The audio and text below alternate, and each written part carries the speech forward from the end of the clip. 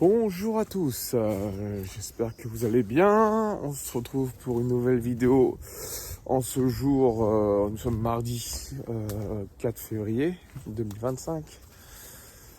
Petit point météo, c'est pas la même qu'hier là, brouillard, froid, humidité de ouf. Bref, donc hier j'avais coupé un peu la vidéo, enfin j'ai un problème de caméra, c'est mon téléphone, hein. Je sais pas, le truc qui s'est coupé, après j'ai pas refait, de toute façon j'avais tout dit ce que j'avais à dire.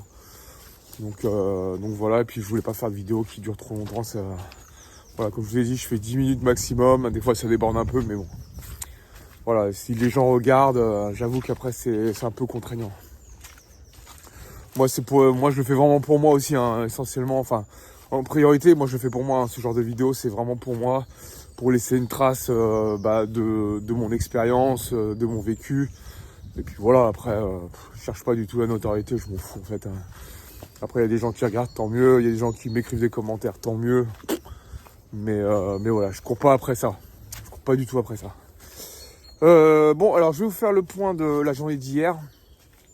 Alors hier, pas grand chose, hein. Il y avait eu des annonces économiques, me semble-t-il. Moi, je devais m'absenter sous les coups de 15h30. Donc moi, j'avais rien trouvé de pertinent. Ouverture de marché, pas grand-chose de pertinent. Après, donc je suis parti. Je suis revenu sous les coups de 18h. Je lui dis quand même, je vais retourner bosser, hein, quand même, mon coco, parce que on va pas faire un coup d'épée dans l'eau, hein. Donc à 18h, je me suis remis devant les écrans. J'ai attendu j'ai commencé à repérer une manipulation, voilà. En fait, voilà, j'ai commencé à repérer une manipulation, mais le souci là sur Atas, en ce moment, c'est qu'il y a des trous dans les graphiques. C'est-à-dire, je sais pas ce qu'il y a, c'est un bug soit avec Atas, soit avec Rhythmic. Et en fait, ça vous crée des trous dans les graphiques, donc vous voyez plus rien, en fait. Il y a des gaps qui se forment et il n'y a plus de bougies, il n'y a plus rien. Donc c'est un peu chiant, donc le prix était remonté vers cette zone-là justement, donc moi j'avais pas de visibilité. Et je vois que le prix avait pas mal ralenti et pas mal manipulé. Pardon. Donc je m'attendais peut-être à une... comment ça s'appelle ? À une distribution. Pardon. Ou voilà, ouais, je m'attends à une distribution en fait. Et il n'y avait pas vraiment... Donc comme il n'y avait pas de bougie apparente, du coup j'en avais déduit comme ça. Il y avait plus ou moins des cassures de structure. Bon, je vais pas vous expliquer Wyckoff, hein, c'est déjà hyper complexe déjà pour moi. Donc, je vais pas vous expliquer. Et puis, je vois que donc il y a les E. coli et les E. coli qui se mettent en place. Je dis bon, tiens, si du coup c'est pas une distribution, hein, c'est une accumulation.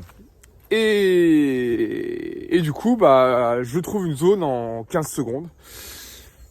Et le prix arrive dans la zone, liquide les EQL. Moi, je rentre en position. Donc le prix est assez rapide puisqu'on est en 15 secondes.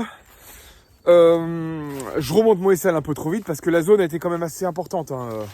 Même si c'est 15 secondes, la zone était quand même très importante.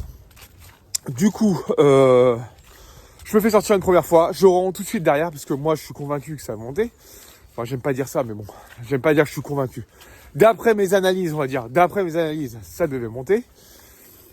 Et donc le prix finit par monter, il monte, il fait une belle truc, je fais oh punaise, il casse des plus hauts, tout, je dis bon c'est bon, le prix est parti.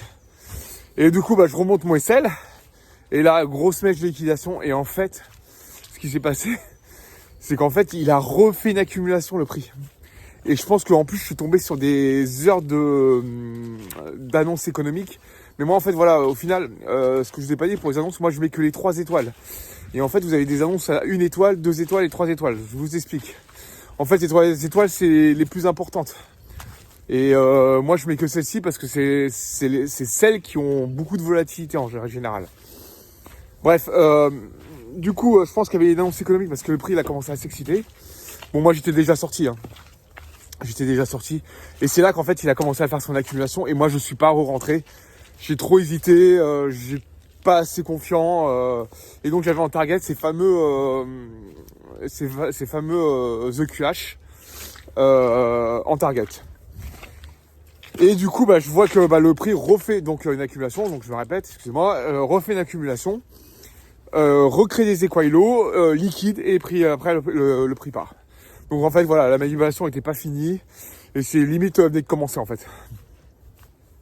Donc c'est pas grave. Ce qui me rassure, c'est que au dernier moment, j'ai réussi quand même à trouver un bon setup, malgré que je suis pas resté dedans, mais bon, c'est pas grave. Donc je me faisais la réflexion, est-ce que je prends le parti pris de maintenant laisser toute ma zone en SL et puis d'attendre vraiment que le prix monte. Du fait que j'étais en micro, bon, je sais pas. Après, moi, c'est vrai que moi, j'aimerais bien continuer à m'habituer à ces fameuses manipulations Wyckoff qui sont hyper complexes. Mais c'est vrai, hein, c'est pas des conneries, c'est hyper complexe. Hein. C'est hyper complexe à comprendre. Et ça se travaille, ce genre de choses.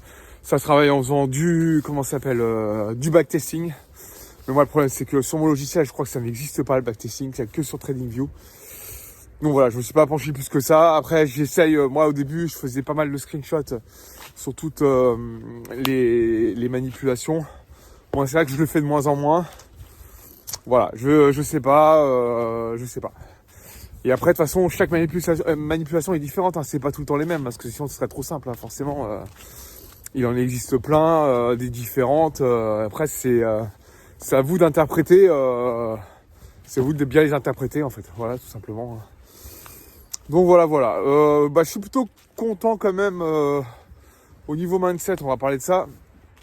Ça m'a repris un peu, j'ai repris un peu confiance en moi du fait que comme vendredi, premier setup, premier bon, et là aussi premier setup, premier bon. Alors ça, j'ai quand même une question que je me pose parce que est-ce que je rentre des trades que j'ai analysés mais que j'ai pas gardé ou même que j'ai analysé et que j'ai pas pu prendre parce que soit c'est trop tard, soit ma prise de décision j'ai eu du mal à la prendre et que je dois les notifier en me disant au final si j'ai un quota d'analyse qui est plutôt bon, je sais pas. Faut que je réfléchisse à ça, je sais pas comment. En fait, je sais pas comment le notifier, comment le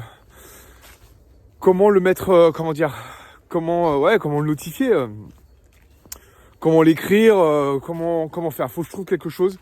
Est-ce que c'est nécessaire de le faire ou pas? Je sais pas. Parce que moi, c'est vrai que j'avais dans l'idée d'avoir quand même un win rate à moins 80%. Parce que je trouve que c'est rassurant pour la suite des choses.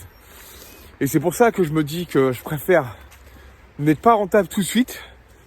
Et vraiment, pour moi, voilà, il y a chaque chose a son temps en fait. Et je pense que